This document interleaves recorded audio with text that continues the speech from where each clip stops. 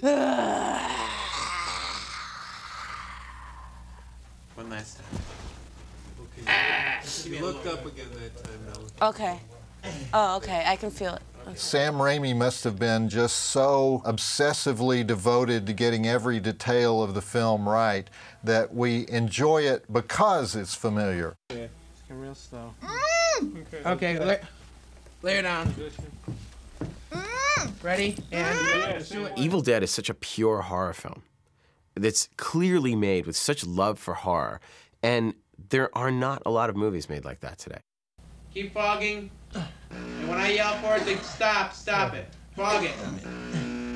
Stop. Most horror films are about people being picked off, but, you know, Evil Dead is essentially about one actor being picked on, you know, and it's kind of like Sam, you know, antagonizing his best friend from school.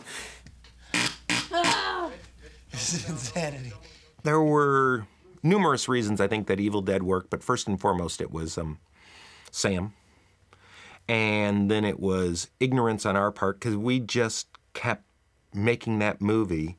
And if something didn't work, we went back and redid it again and again and again. Scene 101, take 2, sound 1,000. Rolling. Scene 19, sound 8.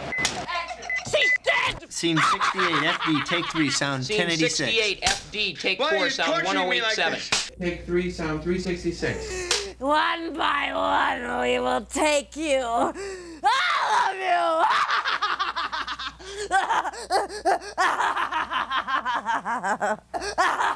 Sam and I met each other in college. His older brother, Ivan, was my housemate. Turned out Sam and his brother Ivan had found out this great little scam. If you're a student living on campus, you had an enormous discount on renting an auditorium. This would help promote student-led activities.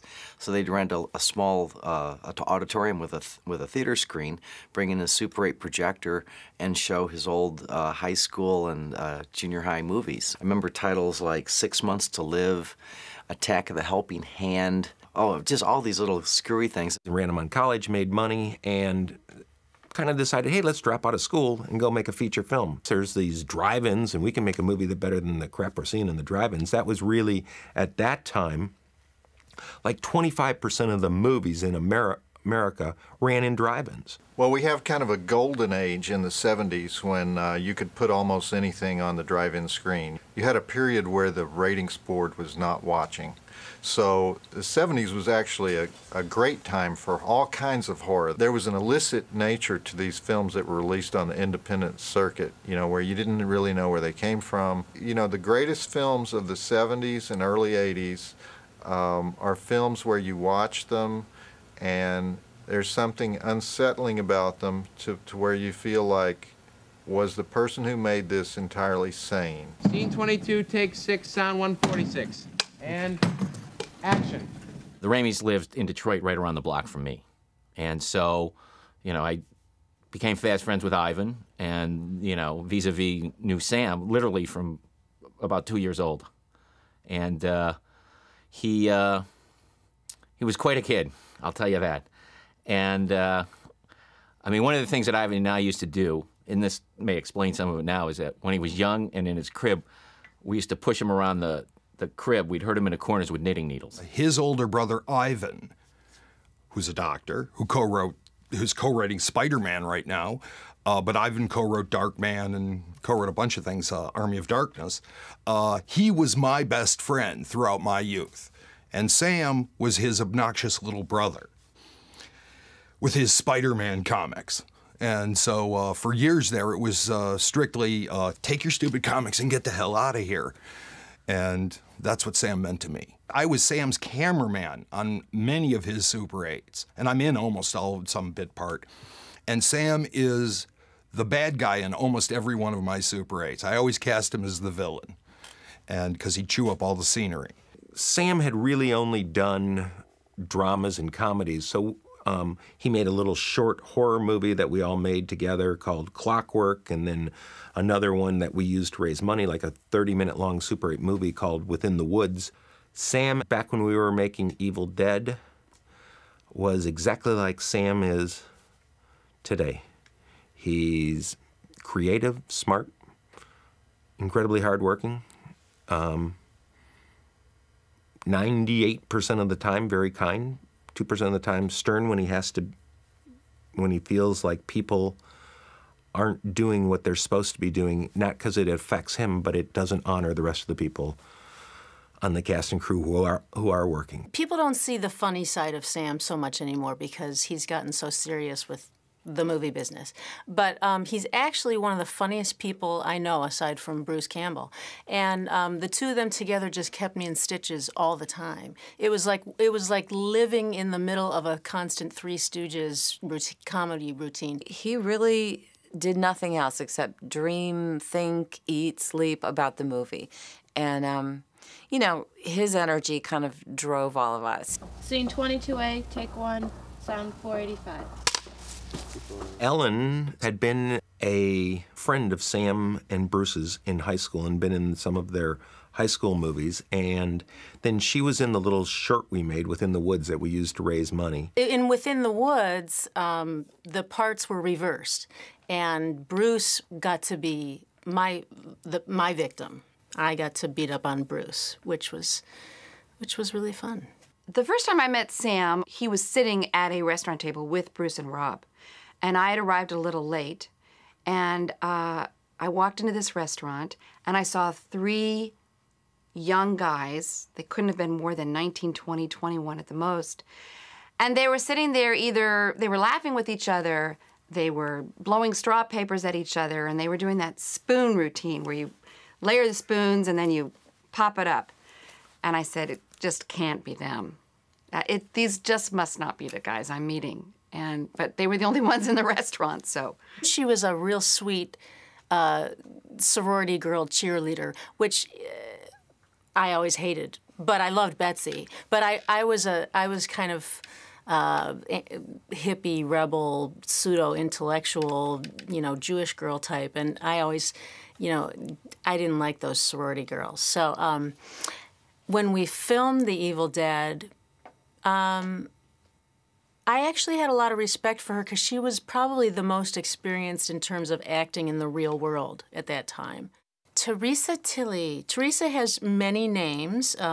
She's actually Teresa Seaforth. That's her real name. And then she didn't like that, so she changed it to Teresa Tilley. And in the movie, she was Sarah York. I got my first SAG commercial right before I got cast in Evil Dead, which is a story that is often asked of me. I had really struggled to get in the union, and literally the ink had just dried on my membership card. So, I'm down there making the movie going, you know what, no one's ever gonna see this thing. I'll just put a different name on it and it'll be fine. I was suspended from the union for 6 months.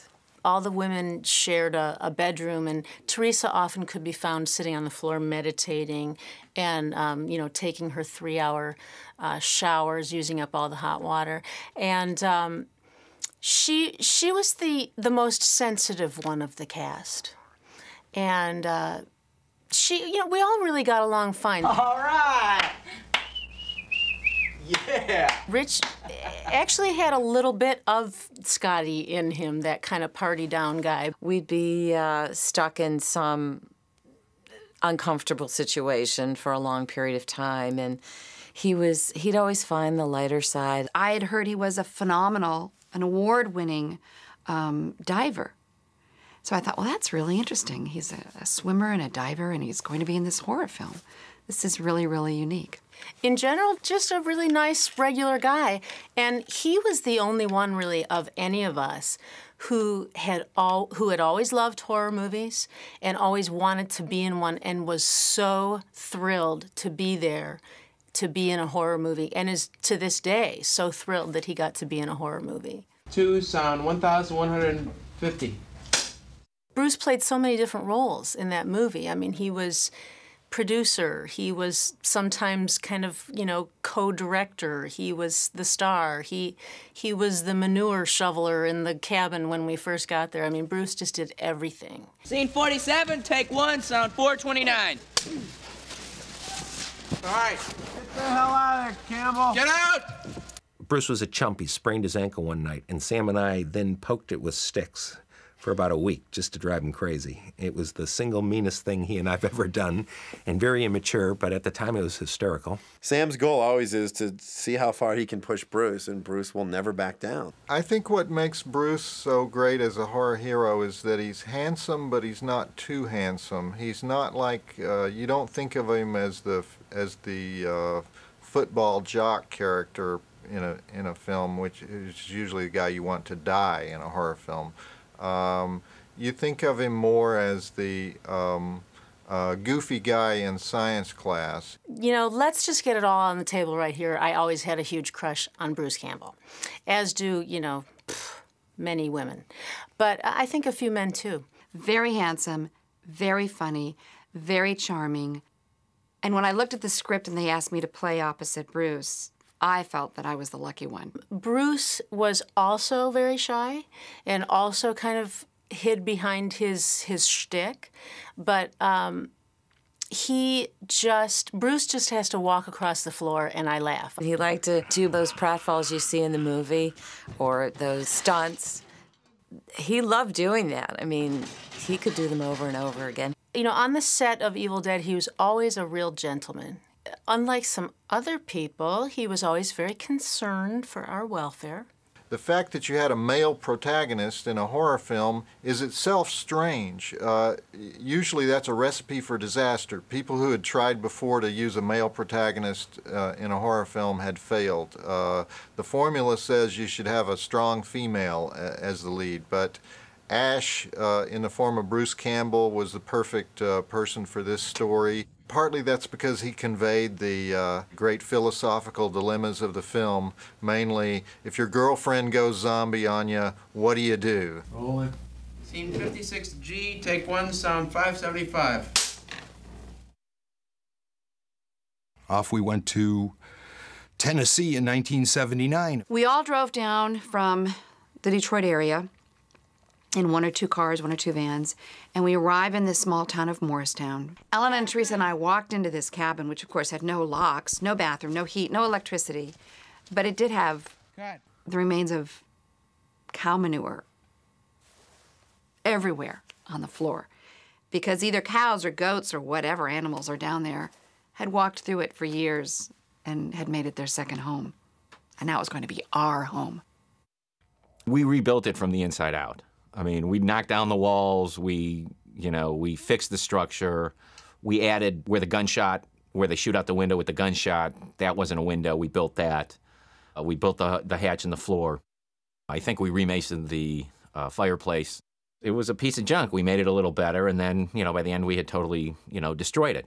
It really is scary. I mean, like, when you would go walk down at night, it was pretty frightening. It was really eerie. And then the other thing is, and I'm sure you've heard this before, people have heard this before, I mean, hunters would just come walking through with like a dozen dogs, because we were in the woods. It was a Bible Belt, and of course the locals did bring a little moonshine around every now and then, but mainly there was nothing to do, and it was just our little band of filmmakers. Nobody can conceive of actually how this movie got made, because we all lived in one house, like 20 of us, on cots, with a guy who couldn't cook, cooking meals for us. Since I really had no skill, like I couldn't light and I wasn't really a sound man, I ended up being both the transportation coordinator and the cook. There really wasn't anyone hired to do the lighting. There was some idea that Sam was going to do it himself, which is somewhat ridiculous since he had enough on his hands directing the picture. So lighting was being done in a fairly haphazard fashion until finally I said, if you let me do the lighting, everything is going to go a lot faster and the film will actually look better. I was able to bring several different departments in one guy here. I created the Book of the Dead and the Kandarian dagger and some other little props and things. And then I was responsible for the design and creation and application of the makeup. It was a very small crew. I mean, basically it was like a 7 or 8 man crew. Sam directed. Bruce kind of looked after the checkbook some and acted.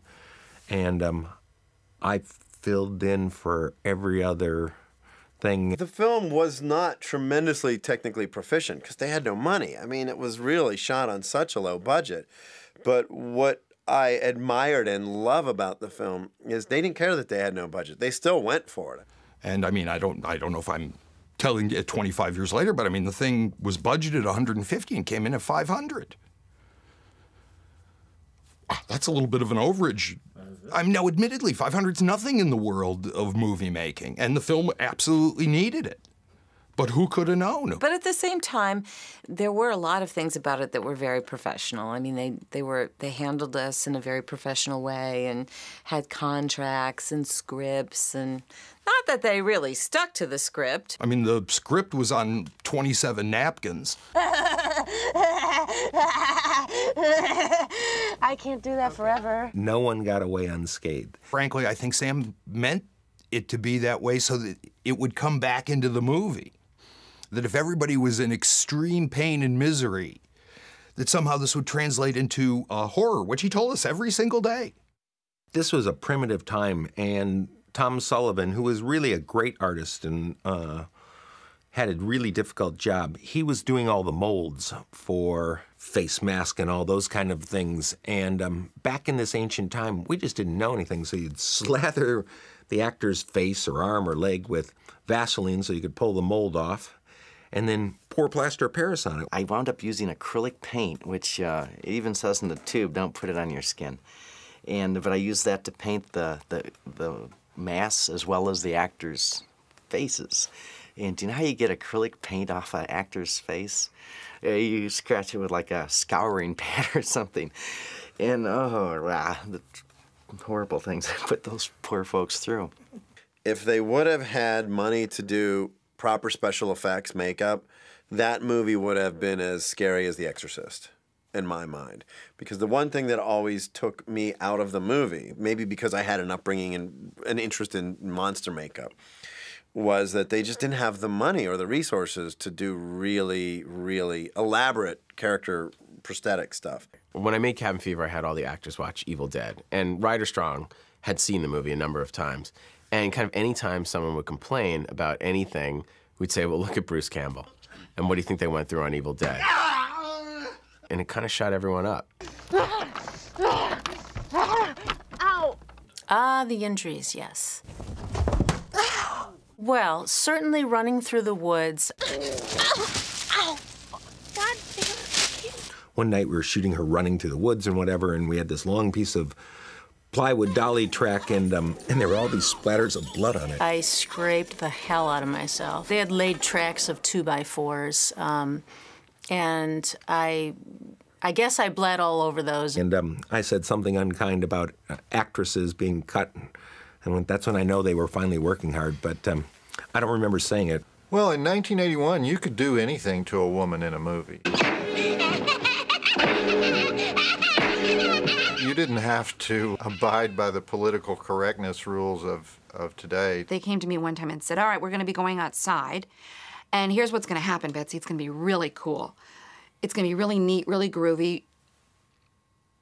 Ash is going to start to hit you over the head to try and get rid of you with these beams of wood. But they're really not beams of wood. In fact, we're having somebody go into town. There's a local Sears. We'll get these styrofoam beams. They won't hurt at all. And we'll just kind of hit you a couple of times. Well, what they came back with were beams that at that time you could put up in your den or your rumpus room, and they were made to look like real wooden beams. She then had to, on cue, get hit in the face with one of these things. Well, of course, Sam decided that he was going to be the one right under the camera lens with these fake styrofoam 2x4s and hit Betsy right in the chin really hard. I was really mad, which of course Sam wanted more of. Sam wanted, she's really, really mad. Keep the camera going. Let's do it again. Let's do it again. And then after that was done, Sam, we were going home that night, and he said, you know what, I really realized that we probably should have beaten her naked. And I went, I don't think she would have done it, Sam. Every time we'd do the scene again, we'd all, lay around her so that she would stay warm, because she couldn't really put on a coat or anything. She had to keep her costume on. It was full of Caro syrup. And so we supported each other and, just made the best of it. I think I have some legitimate scars from stuff. I know Bruce does. I mean, you ask him, I mean, he's got a hole in the back of a dent in the back of his leg. Bruce had it really worse than anyone because he had to be the actor in front of the camera, so he had to maintain whatever actors have to do to get where they need to go to. And we said, you've got to put the contacts in the actress's eyes because you're the responsible one, Bruce. So he was given that chore, but there was no water, there was nothing in this cabin we were working in. There was only a coffee pot to put instant coffee in scalding hot water, so he'd put his hands in there, kind of wash them, and then put the eyes in and out. Back then, they were hard, full scleral contact lenses. Now you can get soft, and it's easy, pop them in. But then you actually had to have a little plastic applicator, and you'd have to pull the actor's eye open, and the lens would be mounted on the end of the applicator, and you have to go and pop it into their eye. And then they're completely blind. We couldn't see through them. They were about this big. They covered your whole eyeball, you know, unlike normal contacts that just cover your iris. So all those scenes where any of us are possessed with the white eyes, we are totally blind.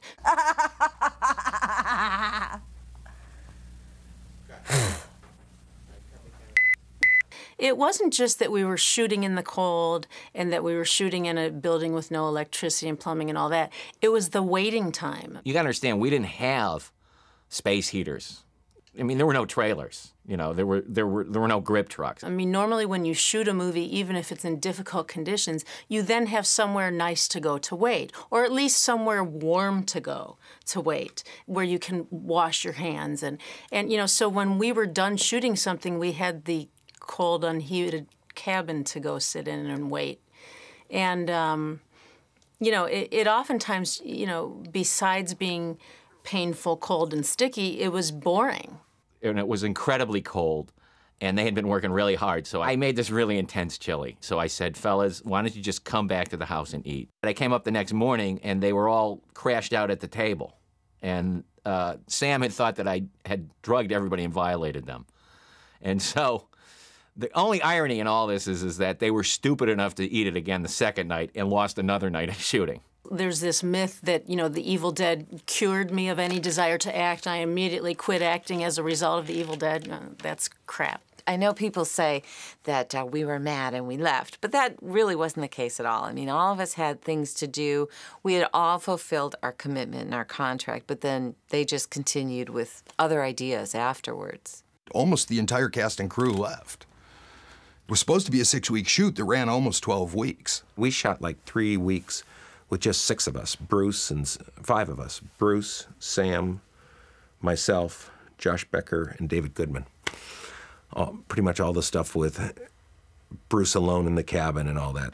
Then there was another week of shooting several months later in Gladwin, Michigan, at Bruce Campbell's family's cabin, and then there was another week of shooting at Rob Tappert's family's cabin in Marshall, Michigan. And there was several weeks that got set up at Sam's house, in the backyard, in his basement. We would recruit local people to what we call be fake shimps, put on this costume and shoot them over their back or do whatever we had to do. We shot the movie so completely back-assward, and with the Bruce getting so much stuff, black stuff in his face and white stuff in his... And each night nobody was keeping continuity.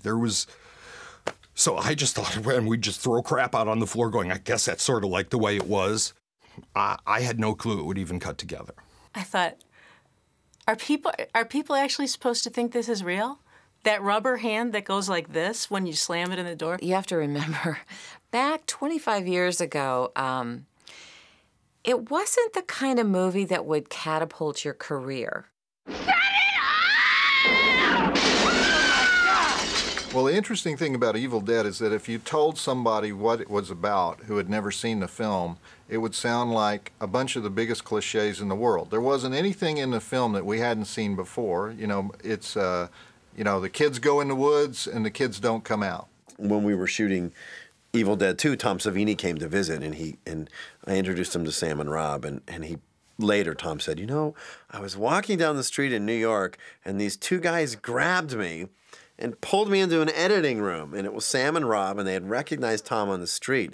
So even back then, they were able to sort of get this intriguing buzz about the film. The first time I saw Evil Dead with an audience was at the Redford Theater in Redford, Michigan, and it was a screening for all of our investors. And we knew that it would be fun, and we also knew that we should pack the audience, make sure that... So the Redford Theater was one of the great old theaters. It had a huge pipe organ, so we got a pipe organ guy to play, and it came up out of the ground, and all the investors and cast and crew were on the main floor, and then it was all like high school kids in the balcony. And somewhere in the middle of the, or towards the end of the movie, as the Ash was battling the monsters, kind of like this hockey chant came from the balcony. Caught her up, caught her up, caught her. And the kids stomping their feet. Rows of people screaming, standing up, and these were like involuntary reactions. They would talk back to us, don't go through the door. Oh no, Ash, no. And then a couple of film festival screenings that we were at in Paris and Spain where it elicited the same reaction, but in another language. I think I saw The Evil Dead at the very first public screening, which was at the Cannes Film Market in 1982. Now, I tell people I saw it at Cannes, and they think that that's, you know, that I saw it at some fancy festival. I didn't go to the festival. I went to the Cannes Film Market, which was, especially at that time, which was where all the lowlifes of the world gathered in these little streets and alleys off of the main avenue there in Cannes, and they showed their movies strictly for commercial sales. It was finished for at least 18 months before it was actually released, and so all that time I was saying, bring on the Evil Dead, bring on the Evil Dead, bring on the Evil Dead. And finally it was shown to some exhibitors, and the exhibitors went, oh yeah, let me at that. The movie actually it premiered October 15th, I think, of 1981, and really didn't get released domestically in America. Because of the way it was rated, or not rated, that is, it just didn't get much publicity. It was pretty much people knew it was playing because it had a showtime at the theater. But very few reviews, and ads were difficult to get. Television ads even more difficult. You needed to see it at a grindhouse on 42nd Street on a midnight show in New York. That was the real hardcore crowd. They went absolutely crazy for it. It played for a long time in Texas, and I was beating the drum for it, and it was something fresh and new. And I think part of the reason it was so popular is it came out of nowhere. Nobody knew who Sam Raimi was. Probably no one would have ever seen Evil Dead if it wasn't for video.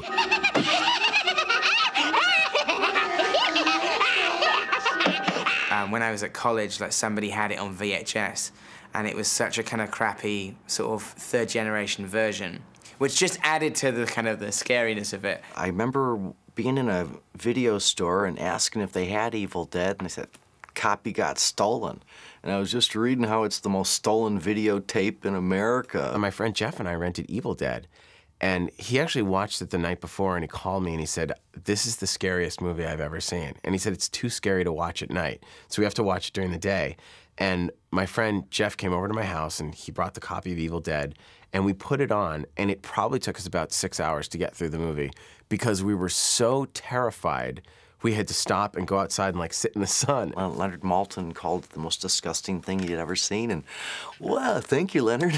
And of course, it had that great, you know, quote from Stephen King on it, which really, that quote literally propelled that movie because of the fact that Stephen King had said that it's one of the most ferociously original horror movies ever made. He had this image of Evil Dead as being the sort of the, you know, kind of a film born of hell. You know, that it would, like, literally, like, come up from the depths of the woods. And, no, you know, that it was almost like some kind of strange demonic snuff movie. I mean, for me, nothing terrified me more than Possession. The Exorcist was the scariest movie I'd ever seen.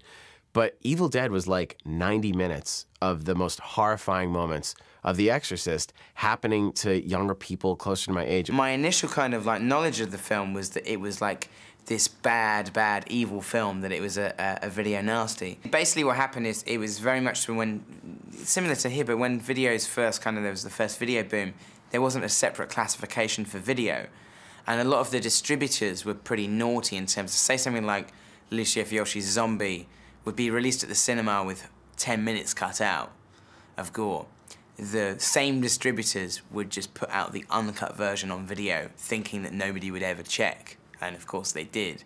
So when they kind of found out that this was happening, they just had a massive clampdown. There were films like Evil Dead, which is like, yes, it's kind of gory, but it is like a work of art in its field. It's like, you know, this doesn't deserve to be kind of like, you know, this doesn't deserve to be seen in this way. Even though it is kind of intense and gory, it shouldn't be lumped in with like Faces of Death and I Spit on Your Grave, you know. I think even Sam like had to go to like Leeds Crown Court to kind of defend the film in court. It's crazy to look at Evil Dead now and think that Sam Raimi was brought up on obscenity charges because of it.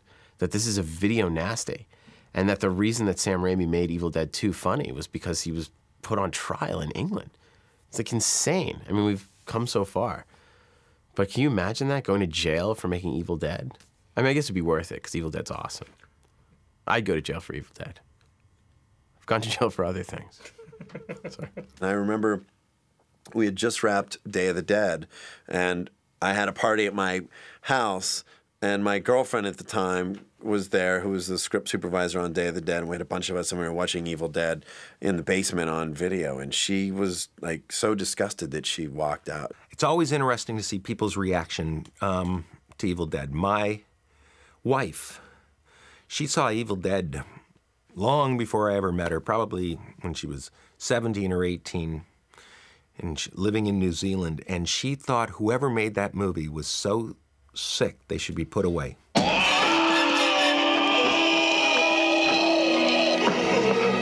The first way that Sam Raimi comes straight in your face is he says, "There's only one way to kill the zombies, total dismemberment." Arms, legs, hands, head, everything.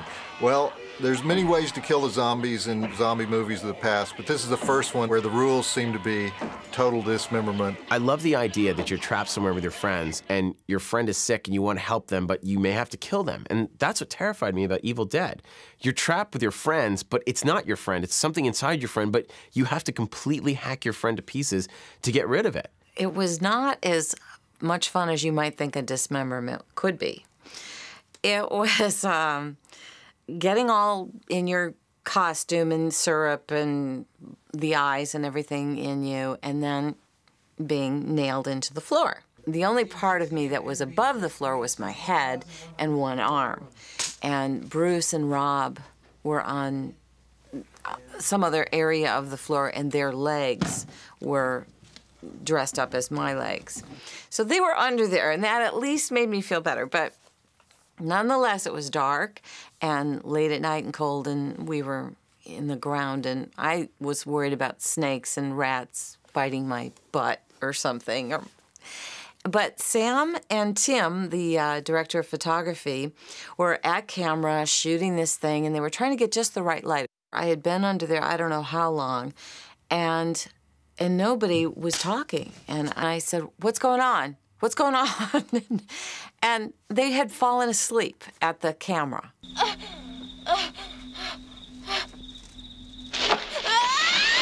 I loved the rape by the forest scene, even though I can't really tell you how the rape by the forest relates to the rest of the story, or why the zombies would somehow be related to a raping forest. Let's get it all out in the open. I was 20 years old. Let's just start with that, okay? I was very gung-ho to make this film. I wanted to do what the director told me. I didn't really think anybody was ever going to see this movie. You know, big surprise now, but, and I did have concerns that I talked about with Sam, and he somehow convinced me there's going to be a lot of fog, you're not going to really see anything, you know, don't worry about it. So I'm going, okay, fine, fine. We did that scene, you know, exhaustion doesn't even describe. I was running in my nightgown. It was 40 or less degrees. I was running through woods, you know, just brambles, and there was no paths or anything. Just running and running nonstop, getting hurt. And I just kind of got to the point where, okay, fine, just do what you need to do so we can get this over with. The one big twig is wrong on so many levels. That final, really, I had no idea they were going to do that. I mean, obviously, I knew that the legs were going to spread open and that the vines were going to crawl up, but that final with the stick was all post-production. I had no idea until I saw it, and I went. And of course, at the premiere, you know, with my mother there, and that was fun. I heard that when, like, Sam Raimi had to, you know, sort of was taken to court and had to appear in court to kind of answer the sort of the, you know, the kind of the claims against the film, that he actually afterwards felt kind of like, you know, that the tree rape was a mistake. And it's interesting in terms of, like, it's obviously that the one bit that's not repeated in the sequel or any of the other sequels. And it's definitely something that's really, you know, like the thing that still kind of is really, truly shocking out of the entire film. It never gets any better for me, except for now I have just a much more of a sense of humor about it. In a film where people get decapitated and raped by trees, and but the thing that kind of that everybody kind of gets the biggest reaction is a pencil being stuck in somebody's ankle. That pencil in the ankle hurt more than anything. You could feel that grinding into your bone. It was so disgustingly painful. I'm getting queasy thinking about it. Sam had told me during this, while we were reading the script, that my ankle would be stabbed. I said, well, it's not a problem. You know, I'm sure you'll work something out. So when it came down to shooting that night, which I think took just 1 or 2 nights, I know I had this, you know, trademark brown corduroy jeans on, and we would remove one leg, and so it would be just laying out there in the wind. We'd insert this artificial leg, and we, you know, stood at an angle for hours trying to get this pencil into this leg, which would then, you know, spurt blood and whatever else was coming out. And you see the veins spread out. It's like they hand drew those veins and shot it frame by frame. That feels more real than watching veins crawl across someone's hand with CGI. Back in the early 80s, there were a lot of 16mm horror movies like Basket Case that suddenly would have stop motion in them. And I'm a stop motion animation freak, so when they went to stop motion at the end and the melting, I just thought it was all part of the look of how the monster dissolves. I managed to talk Sam into using stop motion for the finale, for the meltdown scene. Originally in the script, the characters were going to smoke and deflate, more or less. And Sam had an idea that I could just kind of find some way to make balloons to fill up the shapes, and then we'd just deflate them and have smoke come out. And my thinking was, well, if somebody blows raspberries during that, like, we've just screwed up the whole movie. Sometimes you watch horror movies and the camera works crazy and you go, what the fuck is this? I can't follow what the hell's going on. This is a mess. But Raimi had such control of the camera work. He really, really used it to be from the point of view of these demons and spirits. You're just watching it thinking, you know, not only have I not seen that in a big Hollywood studio film, you know, that shot, but, like, this is, like, you know, a 20-year-old doing this. Well, the camera work's entirely Sam's. I mean, every single shot is something he had in mind. You know, the camera starts always really, really, really far away from either the actors or the cabin, and then it would sort of move in and around things. So it wasn't just, you know, it sort of rushing straight at you. It grounded the POV because it definitely felt like it was part of the forest. Every other person did the point of view kind of in that kind of way, and you'd seen it been ripped off in countless worse versions, and you've seen it being ripped off by bigger directors. I remember when I saw Bram Stoker's Dracula, I was thinking, he's fucking nicked that from Evil Dead. How could Coppola do that? How cheap. Evil Dead is a very technically proficient film. I think that's one reason film students love it. I don't know if Evil Dead's been influential on any one particular filmmaker. Right after I watched the movie, I ran right up to my room and read my Fangoria issue, because I had it and read it and forgotten about it, and then reread the interview with Sam Raimi, and he talks about making this movie for $350,000. And the fact that he was 21 years old when he did it. And I remember being 13 at the time thinking, oh my God, I'm gonna be 21 soon. That's right out of college.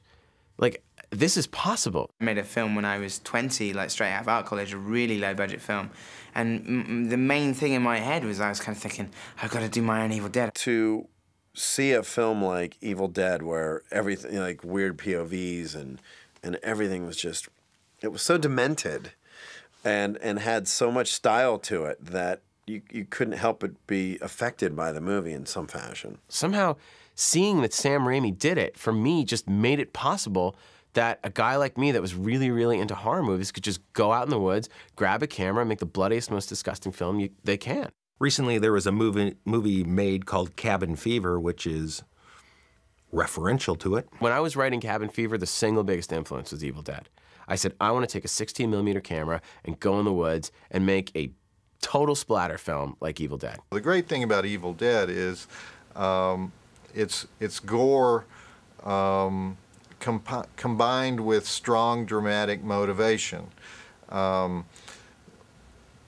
At the same time, it's one reason that we have so many bad gore movies today is that less talented filmmakers watch Evil Dead, think, oh, I'm going to do something like that, and they fail to come up with the inner dramatic motivations for the characters, and then we just have a bunch of blood on the screen. Scene 101 NC, take 3, sound 1151. Being involved in Evil Dead has been an amazing journey.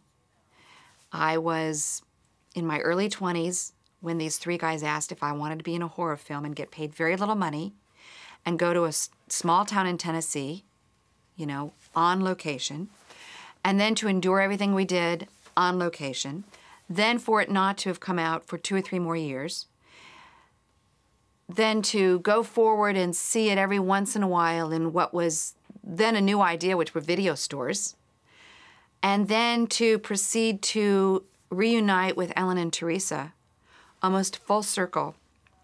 We're all now married, we have teenagers, we're obviously older. We can enjoy this part of Evil Dead and the fans and the cult classic that it's become a lot more. Scene 56H, take 2, sound 578. Who would have thunk this would and did and could have happened? We were younger then. I mean, it's 25 years ago. I literally was the only one that had worked on a movie set before. Scene 101J, take 1, sound 1036. I personally felt that a lot of times we were just shooting in the dark, but I knew in my gut that we were doing something right. Lord knows, look what it's become. Looking back 25 years ago, it's kind of like looking at your youth and being able to laugh at what was serious and emotional back then. And to think, of course, that people love this movie, and so many people love this movie, and how it's affected filmmakers, and that definitely makes you feel proud that you're part of something like that. C19A, take 1, sound 144. Well, it was the first feature film I was involved in, and you know, I got to see how the whole process worked and how you could actually do this with a 16mm camera and your friends, and you can. And as Sam proved, much more so than many people, I mean, he made a classic film. As you turn, can you go, ah? Okay, my tooth out just came out. It definitely was not a real pleasant experience to make the movie, although it was exhilarating because I was young and I was making a feature film. But then what I've been able to do since then is really develop a sense of humor about it and try to look into what it is that the fans see that they like. And I also am able now to look at the film and see how creative it is and see, you know, what a genius Sam was and is, and what he did with so little money. And, you know, so the whole experience really has become now something that is kind of this cool thing about me, this other part, this schizophrenic other part of my life that I can talk and laugh about. And I like to watch people's reactions when I tell them I was in The Evil Dead. That's fun. Scene 71, take 4, sound Z76, wild sync. Well, The Evil Dead never had a great story, great dialogue, it really relied on its visceral quality of an imagination of kind of taking the audience where they hadn't gone before, and kind of a wild, over-the-top ride. There's that Orson Welles quote about kind of filmmaking when he said about, like, you know, making movies is like the ultimate kind of train set. And, you know, watching Evil Dead, it seems to me that not only is it literally like watching a teenager with his train set, but Sam Raimi is the kind of person who would turn the kind of the speed of the train up to like sort of its maximum and make it go round until it crashed. And when you watch Evil Dead, you feel like this is someone whose love for horror is so pure and has such vision. The movie's like exploding and bursting with talent that there kind of hasn't been, probably since Blair Witch, a film that came along, or Scream, one of these seminal horror movies that came out and kind of rewrote the rules that everyone starts to copy. Ah! Oh, Jesus! Ah! I think Evil Dead had the same qualities that other endearing horror films have. Texas Chainsaw Massacre, Night of the Living Dead, Halloween. Is that they're all low budget, they're all raw, relentless. And the directors were so resourceful with what they had at their disposal, and were still able to make something that 20, 25 years later has the same impact that it had when it was first made. Horror generations are short, 6 or 7 years. So we have about the third generation of horror fans discovering it, and most horror films don't last more than their own generation. Sam's success with Spider-Man is no fluke. The guy's a brilliant filmmaker, and I would love to see what he could come back and do with his new sophistication on Evil Dead 4. We set out to do something. We overcame huge hurdles and difficulties, made a movie, got it out there, got it distributed, and kind of went through the whole process, and to a minor degree succeeded. And that was kind of a testament for kids coming from not Hollywood, but outside the Hollywood circle, that that you kind of can chase your dreams, and if you're unrelenting in following them, sometimes it works out. Rolling. Take 4, 7, 3, 7.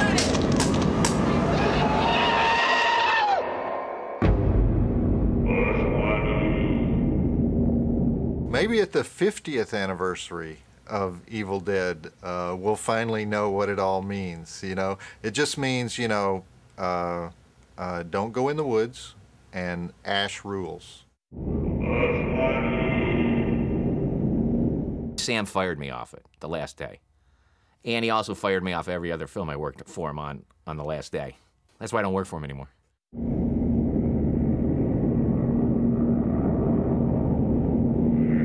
Sam made a brilliant decision to kind of remove anything that actually might date it. I mean, maybe the Hush Puppy shoes or something, but there's nothing that really sets it in the 70s. Rape in the forest, or... Rape in the forest? What is it? Do you guys know what he's talking about? Rape in the forest? Rape in the forest. Oh, the rape in the forest. Yeah, that wasn't me.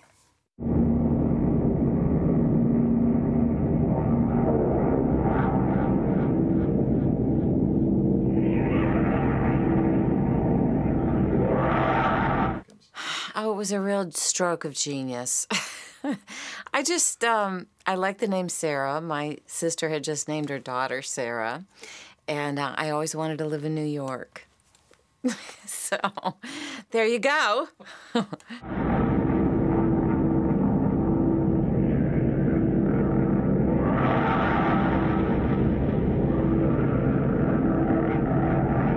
Ellen completely wigged out one night. She doesn't remember it at all. Yeah, which we termed thereafter is called the latex point, where you've had too much latex on for too long, and all of a sudden you just go insane. You go and with fake contact lenses in as well. And she completely wigged, just tore the makeup off. Went completely insane. That was as much shooting as you could do with her that night. I started talking in this really sing-song baby girl voice, and then I started singing, and then I started laughing. And when I started laughing, there were crew people in the cabin, and they just stopped, and they said, "Stop it, stop her, stop that." And Sam and I just looked at each other and said, "That's where we'll go. That's what we'll do. We'll just make her this baby doll figure that you just want to throw against the wall." Probably my favorite bit of dialogue in the whole film is the, what are we gonna do? We're gonna bury her. Hey, you can't bury Shelley. She's a friend of ours. It's that kind of that thing of it being like a sort of watching like an X-rated episode of Scooby-Doo. Sort of like. I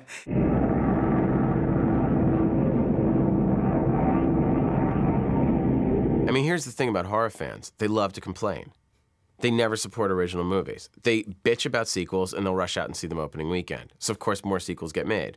And then an original movie gets made, and they go on the internet, and they tear the director down because they're jealous.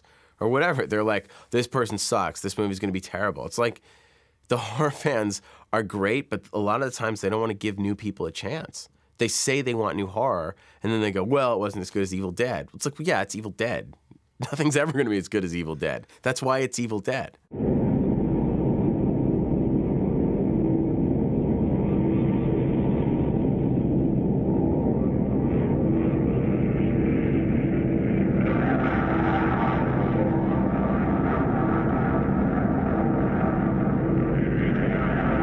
Well, the interesting thing that a lot of people don't know about Evil Dead 2 is that in the original script, we were going to Sam wanted to use footage from the first movie and just incorporate that into the film so that everyone that hadn't seen the first movie, you'd get like a quick recap and then boom, pick it up where we moved on from.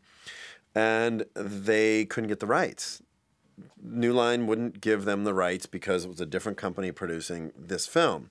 So we actually had prepped an entire new beginning where we got all the people together and we reshot part of Evil Dead 1 with new actors so that they could use it in Evil Dead 2 as a bridge between the two films. We've been approached numerous times by all different people to remake Evil Dead, and we always turned it down, and then New Line came to us and said, we want to do Ash versus Freddy versus Jason. And we thought about it for 1 second because it was really an opportunity for Bruce Campbell to go out and get a big paycheck and get himself in 3,000 prints, and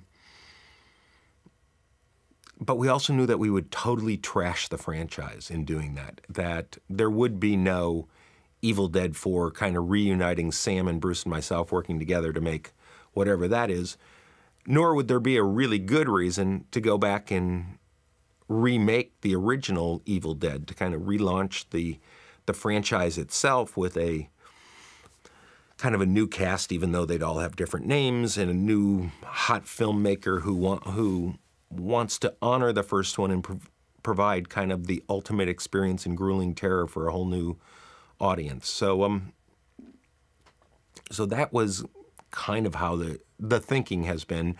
We kind of put it out in the trades that we were thinking about doing it to see who came forward that said they wanted to redo it. When James Cameron, Steven Spielberg, and Quentin Tarantino turned us down, we went, now who do we go to?